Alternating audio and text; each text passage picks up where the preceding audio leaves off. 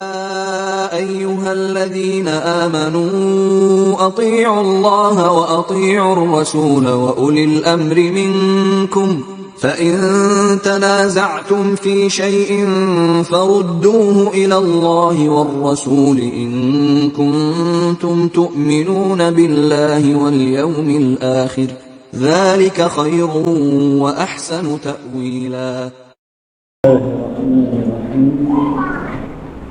السلام عليكم ورحمة الله وبركاته. إن الحمد لله حمدا كثيرا طيبا مباركا فيه كما يحب ربنا ويرضى، وأشهد أن لا إله إلا الله وحده لا شريك له، وأشهد أن محمدا عبده ورسوله.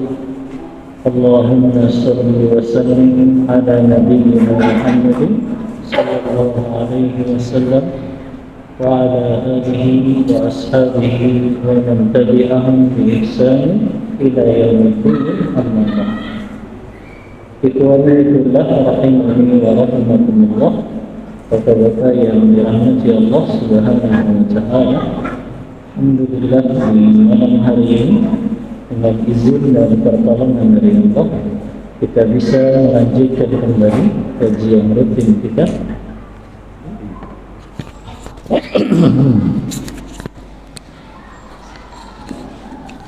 Yang pada malam hari ini insyaallah kita akan membahas tentang adabus suq, adab-adab ketika kita berada di pasar. Seperti biasa diambil dari kitab Tabsiratul Anam bil Huquqi fil Islam, kitab yang membahas semua hak dan adab di dalam Islam. Berkata pengarang kitab ini, al-Islamu dinun kamilun, Islam itu agama yang sempurna, yang mengatur segala sisi kehidupan orang yang beriman. Di antaranya adalah orang yang beriman harus menunaikan adab-adab mereka ketika berada di pasar sekalipun. Kemudian beliau memberikan definisi apa itu pasar. Ta'rifus suq, apa itu definisi pasar? Kata beliau, pasar itu adalah ismun likulli makanin waqa'a fihi tabayu'u baina man yata'atal bai'. Pasar itu definisinya sebuah nama untuk setiap tempat yang di situ berkumpul antara penjual dan pembeli untuk melaksanakan transaksi jual beli. Jadi pasar itu ini diambil dari kitab Fathul Bari yang ditulis oleh Ibnu Hajar Al-Asqalani. Beliau memberikan definisi pasar, nama untuk setiap tempat berkumpulnya antara penjual dan pembeli untuk melakukan transaksi jual beli. Berarti pasar ini cakupannya luas ya. Pasar itu bukan sekedar pasar tradisional, tapi berarti supermarket, mall. Mall ini pasca Covid semakin banyak ya. Ada 2 mall besar di Karawang. Antum sudah ke sana belum? Villa Gio sama Grand Outlet. Karena padahal tiap sebulan sekali jadwal di Inoak biasanya ngelewatin itu Grand Outlet, ya. Tapi belum pernah ke sana sampai hari ini. Di Delta Mas mau dibangun mall terbesar se-Asia Selatan. Namanya Mall Ion. Itu di Jepang memang ada Mall Ion. Itu mau dibangun terbesar se-Asia Selatan, ya. Dan sudah mau jadi kayaknya sekarang, ya.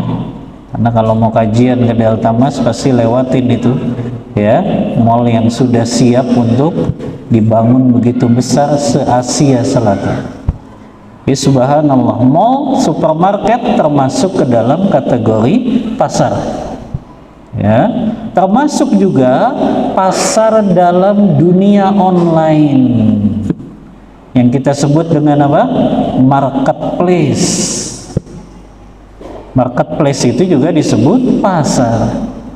Maka pasar ini cakupannya luas sekali. Pasar tradisional, pasar modern, swalayan, supermarket, mall, termasuk pasar dalam dunia online, yaitu marketplace. Maka berarti kita harus mengetahui adab-adab ketika kita masuk di pasar-pasar ini. Ya. Namun sebelum beliau sebutkan adab-adab ketika kita masuk pasar ini, beliau sebutkan terlebih dahulu hakikat pasar. Hakikat pasar itu banyak yang belum diketahui kaum muslimin. Yang pertama kata beliau, abghadul baqa'i ilallahi ta'ala as-su. Tempat yang paling dibenci oleh Allah Ta'ala adalah pasar, ikhwan. Ini ibu-ibu ada yang gerutu biasa ini. Kok pasar, Ustaz? Tempat yang paling dibenci. Kita jelaskan hadisnya. Hadisnya diriwayatkan oleh Imam Muslim dalam kitab sahihnya. Rasulullah SAW bersabda, ahabbul biladi ilallah masajiduha wa abghadul biladi ilallah aswaquha. Kata Rasulullah, tempat yang paling Allah cintai di muka bumi ini adalah masjid-masjidnya, dan tempat yang paling dibenci oleh Allah di muka bumi ini adalah pasar-pasarnya. Yang jadi pertanyaan, Pak, kenapa pasar tempat paling dibenci oleh Allah? Nah, kenapa pasar jadi tempat yang paling dibenci oleh Allah? Pertanyaannya itu, Pak. Apa jawabannya? Pernah dengar nggak penjelasan hadis ini? Kenapa pasar jadi tempat paling dibenci oleh Allah di muka bumi ini? Nah, dijelaskan oleh Imam Nawawi dalam kitab beliau Al-Minhaj, Syarah Sahih Muslim, kitab yang menjelaskan hadis-hadis dalam riwayat Muslim. Kata Imam Nawawi, abghadul biladi ilallahi aswaquha, tempat yang paling dibenci di muka bumi ini oleh Allah adalah pasar-pasarnya, li'annaha mahallul ghishi wal khida'i wal riba wal aimanil kadhibah wa ikhlafil wa'di wal i'radi an dzikrillah. Kenapa pasar jadi tempat paling dibenci oleh Allah? Kata Imam Nawawi, karena pasar itu tempat berkumpulnya penipuan-penipuan, tempat berkumpulnya riba, tempat berkumpulnya sumpah-sumpah palsu, tempat berkumpulnya orang-orang yang mengingkari janji, dan tempat berkumpulnya orang-orang yang lalai dari berzikir kepada Allah. Lihat apa kata Imam Nawawi, kenapa sebab pasar dibenci oleh Allah? Yang pertama, dia tempat banyaknya penipuan, banyaknya orang dusta, banyaknya orang berbohong, baik pembelinya maupun penjualnya, kan gitu. Seringkali ada penjual mengatakan, demi Allah Pak, modalnya aja nggak dapat segini, padahal dia udah dapat untung. Ya, ada lagi pembeli yang dia bohong juga, demi Allah Pak, duit saya udah nggak ada lagi ini di dompet, padahal di ATM-nya masih banyak. Ya, sama aja dusta. Tempatnya banyak penipuan tuh di pasar. Orang ngurangin takaran dan timbangan di pasar. Yang pernah kita bahas tafsirnya surah Al-Mutaffifin, sampai Allah turunkan surah khusus tuh. Al-Mutaffifin, orang-orang yang suka ngurangin takaran dan timbangan. Allah katakan wailul lil mutaffifin alladzina idza talu 'alan nasi yastawfun wa idza kaluhum aw wazanuhum yukhsirun. Kalau mereka belanja pengen timbangannya, takarannya dipasin, giliran ada orang belanja ke dia, dia kurangin takaran dan timbangannya. Makanya Allah ancam wailun. Wailun mayoritas ulama tafsir menafsirkannya kebinasaan dan kecelakaan. Tapi Abdullah bin Mas'ud ketika menafsirkan kata wailun dalam ayat ini, maknanya adalah lembah di neraka jahanam, tempat berkumpulnya darah dan nanahnya penduduk neraka. Orang yang suka ngurangin takaran timbangan, suka nipu kalau jual beli, dia dicelupkan tuh ke dalam lembah tersebut yang namanya lembah wail, lembah di neraka jahanam yang isinya tempat penampungan darah dan nanahnya penduduk neraka. Ya. Kemudian juga tempat berkumpulnya riba, kata Imam Nawawi, baik riba fadl maupun riba nasi'ah. Anda pernah jelaskan ke antum ya, ada riba yang sifatnya fadl. Riba fadl itu tukar menukar beras, jenisnya sama tapi jumlahnya berbeda. Tukar beras rojo lele dengan beras pandan wangi. Beras rojo lelenya 10 kilo, beras pandan wanginya 5 kilo. Itu jatuh ke dalam riba fadl kalau ditukar secara langsung. Jadi tukar menukar benda atau harta ribawi yang sejenis dan jumlahnya berbeda, itu namanya riba fadl. Tapi ada yang namanya riba nasi'ah, tukar menukar harta yang sejenis atau yang tidak sejenis tapi dilakukannya secara tidak tunai. Ini banyak dilakukan pedagang tanpa mereka sadari. Antum pernah nggak bayar ke pedagang duitnya gede 100.000, padahal antum bayarnya cuma 20.000, tapi antum bayar pakai 100.000. Pedagang itu bilang, saya nggak punya kembalian Pak, udah tukerin aja. Ditukerin ke teman sebelahnya, ternyata teman sebelahnya cuma punya 70.000 ya, atau cuma punya 80.000 lah, pas untuk ngasih kembalian ke pembeli ini. Kata temennya, udahlah nggak apa-apa, 20.000-nya nanti. Jadi dia nuker 100.000, dikasihnya berapa? 80.000, 20.000-nya nanti. Itu riba nasi'ah. Tukar menukar uang dengan uang, jenisnya sama tapi tidak dilakukan secara tunai. Itulah kenapa Umar bin Khattab ketika jadi khalifah, beliau melakukan tindakan preventif. Beliau selalu melakukan inspeksi ke pasar-pasar kota Madinah sambil bawa tongkat kan Umar, dan beliau berkata, la yabi fi suqina illa man tafaqqaha fid din. Gak boleh jualan di pasar ini kecuali pedagangnya sudah faham fikih jual beli. Kenapa kata Umar? Karena kalau tidak dia jatuh ke dalam riba, baik dia sadar atau tidak. Itu pemimpin tuh mikirin umatnya jatuh kepada dosa atau tidak, itu juga yang dipikirkan. Ya, makanya lihat, ya, nggak paham fikih jual beli, nggak boleh dagang sama Umar. Kalau Umar bin Khattab hidup zaman sekarang gimana nih? Dipentongin kayaknya pedagang-pedagang, ya. Mereka nggak paham fikih jual beli, ya, akhirnya jatuh ke dalam riba tadi. Makanya kata Imam Nawawi, kenapa pasar jadi tempat yang paling dibenci oleh Allah? Berkumpul di dalamnya riba. Yang ketiga, berkumpul di dalamnya sumpah-sumpah palsu.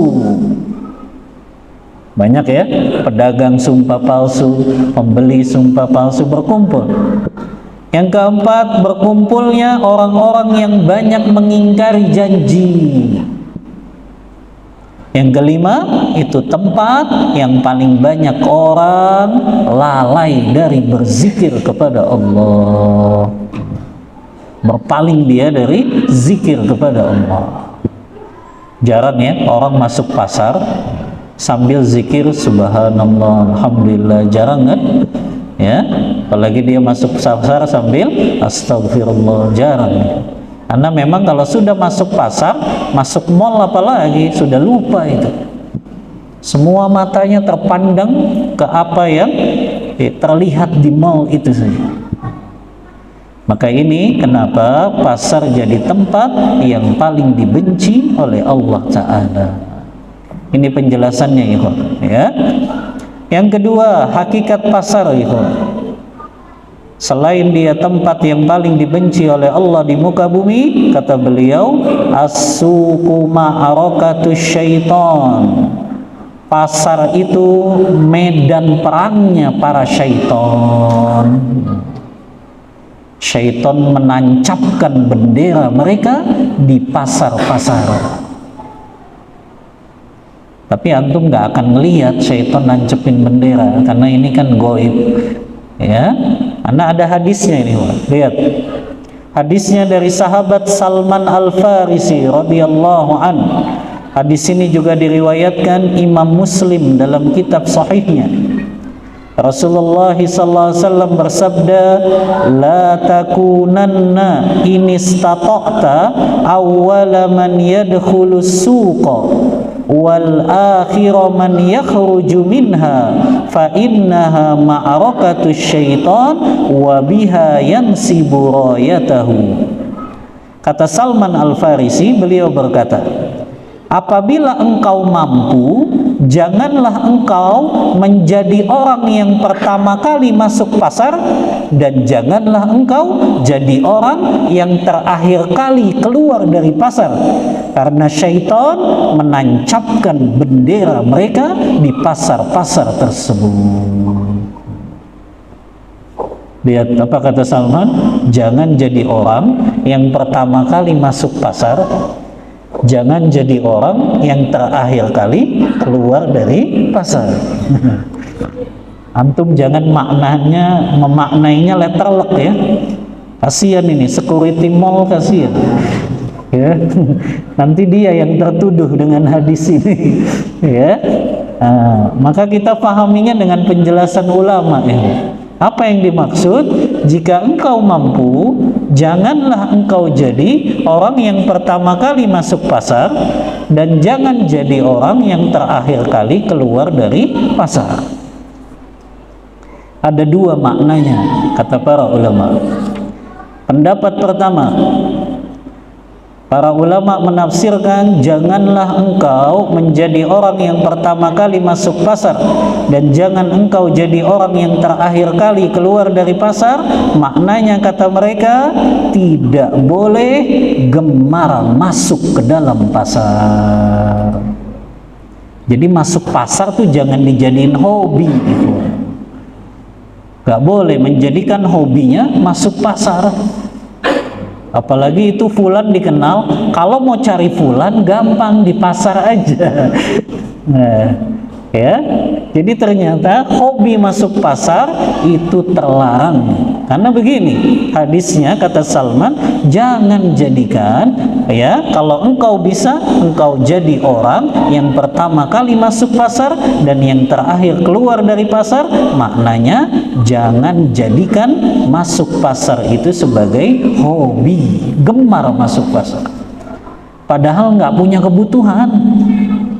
Lihat masyarakat kita ya, kemarin tuh launchingnya Grand Outlet katanya padat gitu, padahal nggak pada beli kayaknya, cuma pengen lihat aja keliling-keliling gitu. Itu hukumnya makruh gitu. Kita datang ke pasar, nggak ada kebutuhan. Akhirnya apa? Kita habiskan waktu di pasar, lalai dari zikir kepada Allah. Ini menurut ulama yang pertama, ya, bahwasannya maknanya adalah az-zammu liman aktsara mulazamati su'. Ini penjelasannya Imam Nawawi. Sungguh tercela orang yang dia gemar masuk pasar. Wa sarafa aktsarul awqat, dia habiskan waktunya di pasar. Wal ishtighalu biha 'anil ibadah, akhirnya dia lalai dari ibadah-ibadah yang lainnya. Jadi makna pertama tadi ya, yang dimaksud jika engkau mampu, jangan jadi orang yang pertama kali masuk pasar, jangan jadi orang yang terakhir kali keluar dari pasar. Maknanya jangan sering-sering atau jadikan masuk pasar itu sebagai hobi. Antum bedakan dengan kebutuhan ya, beda nggak hobi dengan kebutuhan? Beda. Kita makan 3 kali, itu hobi atau kebutuhan? Kebutuhan, ya. Beda dengan hobi. Kalau hobi berarti makan terus, tiap sejam makan, tiap sejam makan. Nah, itu baru hobi. Nah ini orang, dia hobi masuk pasar. Pokoknya dari pagi sampai sore nongkrong aja di pasar, atau dia tawaf di pasar gitu, ya, keliling aja, padahal nggak beli gitu loh, cuma lihat-lihat aja. Maka ini hukumnya makruh, ya. Ini penjelasannya Imam Nawawi. Maknanya jangan hobi ke pasar dan menghabiskan waktu banyak di pasar sehingga lalai dalam beribadah kepada Allah. Ini makna yang pertama. Makna yang kedua menurut sebagian ulama, makna hadis janganlah engkau menjadi orang yang pertama masuk pasar dan terakhir keluar dari pasar. Makna yang kedua kata sebagian ulama, adamul musara'ati ila makanil ghaflah. Tidak boleh bersegera untuk menuju ke tempat yang melalaikan. Wan nahyu anil italati wal muksi fil aswaq, dan maknanya juga terlarang berlama-lama untuk diam di pasar tanpa ada kebutuhan dan keperluan. Jadi kita ke pasar ikhwah cukup untuk memenuhi kebutuhan saja. Kebutuhannya selesai, cepat-cepat keluar. Karena hadis ini mengatakan ini tempat perangnya syaitan dan tempat syaitan menancapkan bendera mereka. Ini gaib ya, wajib kita imani karena ini hadis ini. Riwayat Muslim dalam kitab sahihnya. Walaupun gaib, masa iya syaitan bisa nancepin bendera ya. Jangan pakai akal, tapi wajib dengan iman kita memahami ini. Oh berarti ini memang syaitan maknanya menancapkan bendera. Mereka itu habis-habisan ya, untuk bisa menjadikan orang beriman lalai dari ibadahnya. Itu maknanya menancapkan bendera tuh, syaitan habis-habisan perang, membisikkan ke dalam hati kita. Makanya sering ya, kalau kita nggak baca doa masuk pasar ya, Anda juga pernah begitu. Akhirnya yang tadinya kita cuma pengen beli satu item, akhirnya kemana-mana tuh. Itu syaitan tuh yang bikin kita muter-muter akhirnya di pasar. Padahal nggak butuh, yang butuh cuma satu saja. Nah, itu karena tadi syaitan itu habis-habisan. Mereka menancapkan bendera di pasar, maknanya habis-habisan. Mereka akan berperang melawan hamba-hamba Allah, mempengaruhi mereka untuk lalai dari ibadah kepada Allah, lalai dari zikir kepada Allah. Nah ini maknanya, janganlah kalian menjadi orang yang pertama kali masuk pasar dan jangan jadi orang yang terakhir kali keluar dari pasar tersebut. Maknanya dua tadi ya, jangan jadikan hobi untuk ke pasar. Yang kedua, jangan berlama-lama ketika berada di pasar. Cukup sesuai kebutuhan kita saja. Ini hakikat yang kedua ya. Hakikat yang ketiga, As-suqu makanul fitani. Pasar itu tempat berbagai macam fitnah dunia berkumpul. Yarhamkallah. Jadi pasar tempat di mana seluruh fitnah dunia berkumpul di situ. Apa saja fitnah dunia yang ada di pasar? Yang pertama, fitnatun nisa, fitnahnya para wanita. Sudah jelas. Di mana lagi kita dapetin ya wanita-wanita yang mereka pakaiannya kekurangan bahan ya, pakaiannya seksi, kecuali di pasar, di mall, kan begitu ya. Bahkan ada yang betul-betul seperti telanjang. Makanya harusnya orang beriman itu nggak betah di pasar ya, nggak betah dia di mall. Antum kalau betah di mall berarti kemana-mana tuh matanya jelalatan ya, karena memang pemandangan ya wanita itu banyak di mall, apalagi mallnya mall elit kan ya, mall Resinda ya, mall Sumarekon kalau di Bekasi itu ya, itu kan luar biasa ya, semua penampilan wanita-wanita subhanallah. Itu mereka banyak yang tidak menutup auratnya. Dan Rasulullah mengingatkan kita fitnah yang paling besar menimpa umat ini. Dalam hadis riwayat Bukhari dan Muslim, Rasulullah bersabda, "Ma taraktu ba'di fitnatan adra 'ala rijali minan nisa." Kata Rasulullah, tidaklah aku tinggalkan sepeninggalku fitnah yang lebih berbahaya yang akan menimpa laki-laki dari kalangan umatku, kecuali itu adalah fitnah para wanita. Maka jangan merasa aman nih, ketika di mall fitnah para wanita itu lebih baik. Susah kita jaga tundukkan pandangan kita. Ya. Yang kedua, fitnah para wanita juga mereka banyak bertabarruj. Apa tabarruj? Berdandan dengan dandanan jahiliyah. Yang Allah Ta'ala berfirman dalam surah Al-Ahzab ayat 33, wala tabarrajna tabarrujal jahiliyatil ula. Janganlah kalian wanita muslimah berdandan dengan dandanan jahiliyah seperti orang-orang jahiliyah dulu. Orang jahiliyah dulu itu kalau mereka keluar rumah, mereka dandanannya luar biasa ya. Mereka pakai minyak wangi ya, sengaja itu untuk bisa mendatangkan fitnah kepada para laki-laki. Maka Islam datang mengharamkan itu. Wanita muslimah kalau mereka keluar nggak boleh pakai minyak wangi, tidak boleh berdandan dengan dandanan jahiliyah.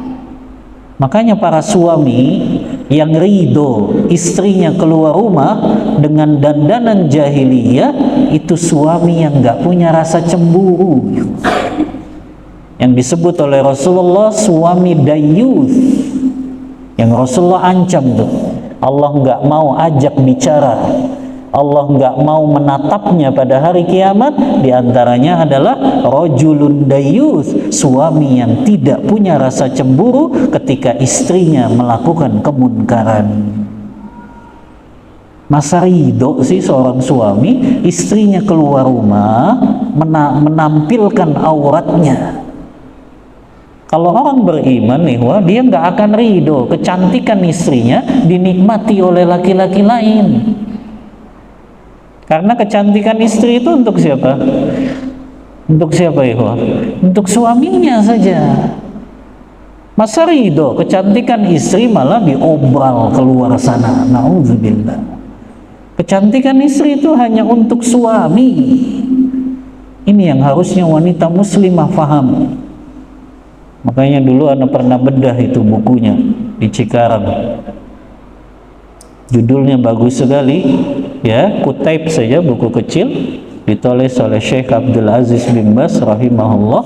Beliau menulis, wahai wanita muslimah, untuk siapa engkau berhias? Untuk siapa sih engkau berhias, wanita muslimah? untuk suami, bukan untuk diobral keluar sana, untuk dinikmati para pedagang di luar sana, untuk dinikmati para tukang ojek di luar sana, bukan itu. Kecantikan istri itu khusus untuk suaminya. Makanya kalau suami itu membiarkan istrinya dandan dengan dandanan jahiliyah keluar rumah, itu suami yang diancam oleh Rasulullah. Dia adalah laki-laki yang dayus. Allah nggak mau menatapnya pada hari kiamat nanti dan nggak mau mengajak bicaranya. Apalagi dia biarkan istrinya keluar tanpa menutup auratnya. Berat ini suami dituntut pada hari kiamat nanti. Dia rela tuh istrinya keluar nggak nutup aurat secara sempurna. Ini berat sekali ini suami. Jangan dipikir kewajiban dia hanya memberi nafkah materi dan biologi saja. Dia wajib menyelamatkan istri dan anaknya dari api neraka. Dia biarkan istrinya keluar nggak nutup aurat, maka dia akan dituntut pada hari kiamat nanti. Ini ya, para suami harus sadar ini kewajiban mereka bukan sekedar memenuhi nafkah materi dan biologis, ya. Karena banyak suami yang mereka tuh santai aja, istrinya keluar nggak nutup aurat, subhanallah, ya. Mereka nggak sadar kalau nanti hisabnya berat itu. Akan dituntut mereka hari kiamat, nggak bisa mendidik istri mereka untuk menutup auratnya secara sempurna. Nah ini fitnah yang kedua. Fitnah yang ketiga yang juga ada di pasar, fitnatul mal, fitnah harta. Berapa banyak kaum muslimin yang jual beli di pasar sampai menipu, berdusta, sumpah palsu karena mereka terkena fitnah harta tersebut. Allah Ta'ala menyebutkan karakternya manusia memang wa tuhibbunal mala hubban jamma. Mereka begitu cinta sekali dengan harta mereka. Akhirnya tadi itu nipu, dusta, bohong, ngurangin takaran dan timbangan, dan itulah yang dimaksud dengan fitnah harta. Nah ini berkaitan dengan fitnah-fitnah yang akan menimpa seseorang ketika dia berada di pasar atau di mall tadi ya. Berarti apa hukum masuk pasar, ikhwan? Apa hukumnya masuk pasar? Hukum masuk pasar ada dua hukumnya, ikhwan. Yang pertama, hukumnya mubah. Apabila ada kebutuhan yang dia penuhi di pasar tersebut. Ini hukum yang pertama. Apakah dia memang kebutuhan cari nafkahnya di pasar? Ya boleh. Apakah dia memang mau belanja barang tertentu di pasar? Ya boleh, kalau memang ada kebutuhannya. Tapi hukum yang kedua, makruh. Apa itu hukumnya makruh? Kalau dia nggak punya kebutuhan di pasar, cuma mau ya jalan-jalan keliling saja, nah itu makruh. Bahkan bisa jadi haram kalau dia niatnya ke pasar cuma supaya cuci mata saja, ya, pengen ngelihat yang bening-bening ke mall akhirnya, ya, itu jelas haram, ya. Bosen ini ya di rumah, akhirnya dia ke mall, ya, cuma beli kopi satu doang biar bisa ngeliatin orang yang lewat. Na'udzubillah. Ini bisa jadi haram kalau niatnya untuk matanya jelalatan kemana-mana, ya. Maka ini hukum asalnya mubah, boleh ketika ada hajat dan kebutuhan yang dia tunaikan di pasar tersebut.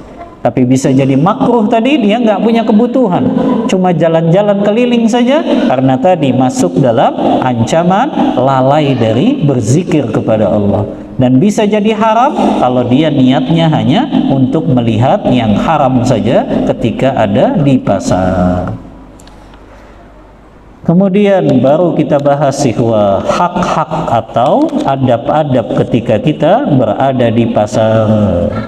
Yang pertama, awalan adab kita ketika kita masuk ke dalam pasar, al-iktsaru min dzikrillah, memperbanyak berzikir kepada Allah Ta'ala. Ini yang susah. Jangankan banyakin zikir, baca doa aja sering lupa kita kalau sudah masuk pasar. Padahal siapa yang baca doa masuk pasar ini pahalanya begitu besar. Karena kenapa? Di saat manusia yang lain lalai. Nah, kaidahnya ihwa, ketika kita melakukan ibadah, di saat orang lain lalai dengan ibadah tersebut, pahalanya begitu besar di sisi Allah. Makanya kenapa baca doa masuk pasar itu pahalanya besar, karena jarang orang yang melakukannya. Jarang orang yang baca doa ketika masuk pasar, makanya pahalanya besar. Kata Rasulullah dalam hadis riwayat Tirmidzi dalam kitab sunannya, riwayat Ad-Darimi dalam kitab sunannya. Hadis ini dihasankan oleh Syekh Albani dalam Sahihut Targhib wa Tarhib. Rasulullah bersabda, "Man dakhala suqa," siapa yang masuk ke dalam pasar, faqala, kemudian dia baca doa ini, hafalin nih huwa, la ilaha illallah wahdahu la syarikalah, tidak ada sesembahan yang hak untuk diibadahi kecuali Allah saja dan tidak ada sekutu baginya. Lahul mulku wa lahul hamdu yuhyi wa yumit, segalanya kerajaan miliknya, pujian miliknya, dialah yang maha hidup dan dialah yang maha menghidupkan dan maha mematikan. Wa huwa hayyun la yamut, dialah yang maha hidup dan tidak pernah mati. Biyadihil khair, di tangannya segala kebaikan. Wa huwa ala kulli syai'in qadir, dan dialah yang maha mampu menetapkan segala sesuatu. Doanya pendek ya, la ilaha illallah wahdahu la syarikalah, lahul mulku wa lahul hamdu yuhyi wa yumit wa huwa hayyun la yamut biyadihil khair wa huwa ala kulli syai'in qadir. Hafal nggak? La ilaha illallah wahdahu la syarikalah, lahul mulku wa lahul hamdu yuhyi wa yumit wa huwa hayyun la yamut biyadihil khair wa huwa ala kulli syai'in qadir. Lihat keutamaannya ya. Kata Rasulullah, siapa yang masuk pasar baca doa ini, kata Rasulullah, kataballahu lahu alfa alfi hasanah, Allah tuliskan untuknya pahala 1.000.000 kebaikan. Wa maha anhu alfa alfi sayyi'ah, Allah hapuskan untuknya 1.000.000 keburukan. Wa rafa'alahu alfa alfi darajah, Allah tinggikan derajatnya 1.000.000 derajat. Pahalanya besar sekali. Kita baca doa ini masuk pasar, ditulis 1.000.000 kebaikan. Bayangin, apalagi antum pulang masuk lagi pasar, tapi karena ada kebutuhan gitu ya, itu 2.000.000 kebaikan. Ya, subhanallah. Allah hapuskan 1.000.000 keburukan. Allah tinggikan derajat kita 1.000.000 derajat. Subhanallah. Lihat kan? Pahalanya luar biasa di saat banyak orang lalai untuk baca doa masuk pasar ini. Ya. Maka ini adab yang pertama ya. Jangan lupakan masuk pasar baca doa ini. Ya. Yang kedua, adab kita ketika masuk ke dalam pasar, mall, apakah itu pasar tradisional, pasar swalayan, kata beliau, badlus salami ala man arafta wa man lam ta'rif minal muslimin. Ini yang juga jarang kita lakukan, yaitu mengucapkan salam kepada orang yang kita kenal maupun kepada orang yang tidak kita kenal. Jarang ya kita di pasar kayak gini ya, ketemu orang yang kenal aja jarang kita saling salam, apalagi sama orang yang nggak dikenal ya. Tapi ana berusaha ya, minimal kalau ana masuk ke sebuah toko ya, walaupun toko itu di mall, kalau ana masuk ana ucapin salam, walaupun yang jaganya kadang perempuannya nggak pakai jilbab, tapi tetap aja ana salamin gitu ya. Maka minimal kita masuk toko manapun kita salam, Assalamualaikum warahmatullahi wabarakatuh ya. Jadi nggak usah malu-malu ya, tegar saja ya. Jadi kita belajar mensyiarkan salam ini, karena keutamaannya luar biasa. Kata Rasulullah dalam hadis riwayat Tirmidzi, Ibnu Majah, Rasulullah bersabda, ya ayyuhan nas, wahai sekalian manusia, afsyus salam, sebarkanlah salam, wa at'imut ta'am, berikanlah makan, wa sallu bil laili wan nasu niyam, salatlah di malam hari di saat manusia tidur, tadkhulul jannata bisalam, engkau akan masuk surga dengan selamat. Kita nggak tahu ikhwah, amalan apa yang menyebabkan kita masuk ke dalam surga. Maka bisa jadi dengan kita sebarkan salam tadi ya, kita masuk mall ya, kan ada security-nya tuh biasanya ya, antum salamin, assalamualaikum ya. Nanti masuk toko lagi, assalamualaikum ya, pindah lagi ke toko, assalamualaikum gitu ya. Tapi ya jarang yang melakukan ini. Iya, praktekin coba kayak gini ya. Jadi kalau mereka muslim, kan hukum asalnya kalau kita hidup di negara mayoritas muslim, maka kita boleh sebarkan salam ke siapapun, kecuali kita lagi hidup di negeri yang minoritas muslim, baru kita pilih-pilih untuk nyebarin salamnya ya. Kalau antum lagi ke Jepang, ke Thailand gitu ya, iya kita tahu minoritas muslim, baru kita pilih-pilih. Tapi di Indonesia mayoritas Islam ya, maka kita nggak usah pilih-pilih, pokoknya kita tahu ini nggak ada wajah-wajah ya kayak Cina Kristen gitu ya, sudah kita sebarkan salam saja ya. Nah ini hak yang kedua itu.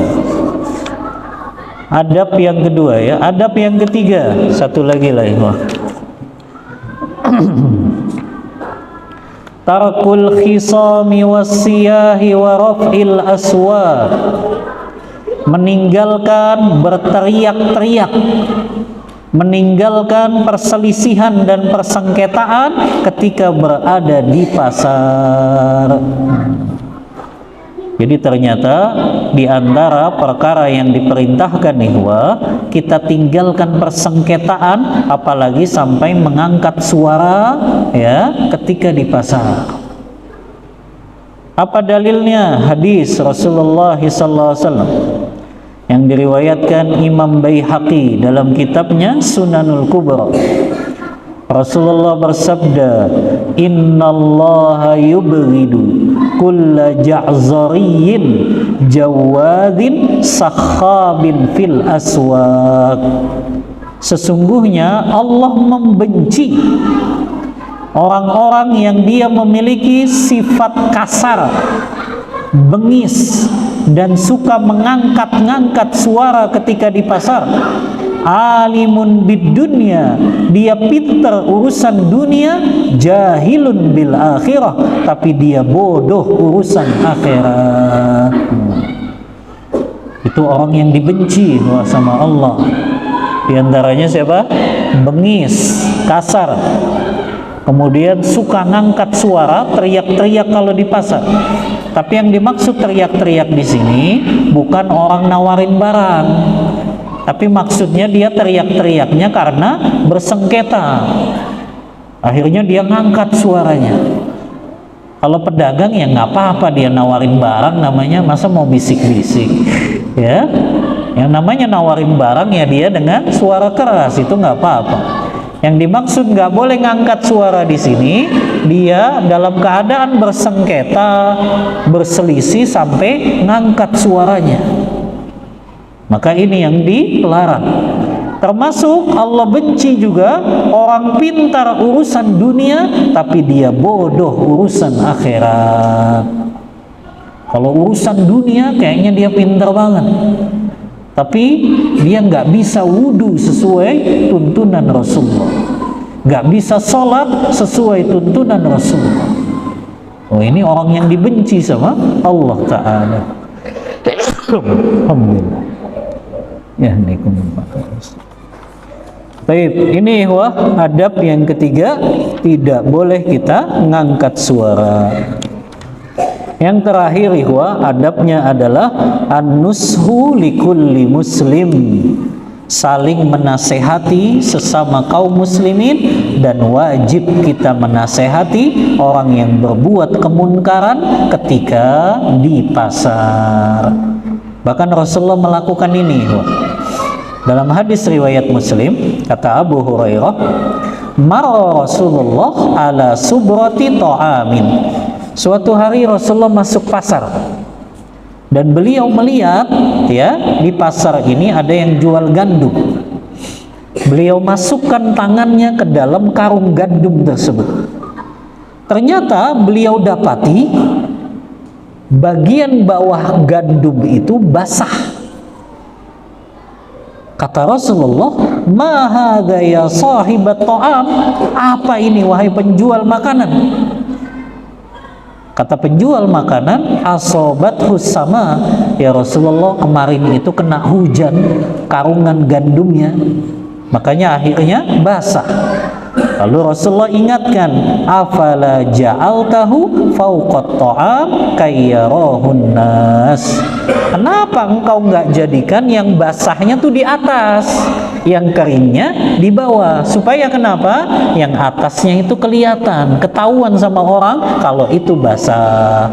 Kemudian kata Rasulullah, man ghasya falaysa minna, siapa yang berbuat curang maka dia enggak termasuk golongan kami. Ingat kaidahnya ihwa, setiap ada lafaz hadis dia bukan golongan kami, maka itu jatuh ke dalam dosa besar. Setiap ada lafaz hadis itu bukan golongan kami, itu bukan golonganku, maka itu masuk ke dalam dosa besar. Baik, sampai sini dulu ihwah pembahasan kita, ana izin ya sampai isya saja pada malam hari ini. Wallahu ta'ala a'lam bissawab. Kita lanjutkan di pertemuan selanjutnya insyaallah. Hanya jawabnya kita tunda pekan depan saja. Wassallallahu ala nabiyyina Muhammadin wa ala alihi wa sahbihi wasallam. Kita tutup kajian kita membaca doa kafaratul majlis. Subhanakallahumma wa bihamdika asyhadu an la ilaha illa anta astaghfiruka wa atubu ilaik. Walhamdulillahi rabbil alamin. Wassalamualaikum warahmatullahi wabarakatuh.